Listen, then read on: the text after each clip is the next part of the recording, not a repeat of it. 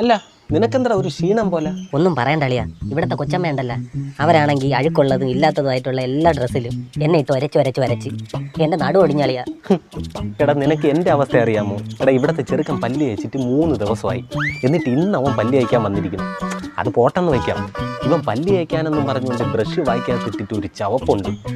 എൻ്റെ പൊന്നോ, എൻ്റെ തല കറങ്ങൂടാ. ഇനി നാളത്തെ എൻ്റെ അവസ്ഥ എന്താണെന്ന് നിനക്കറിയാമോ?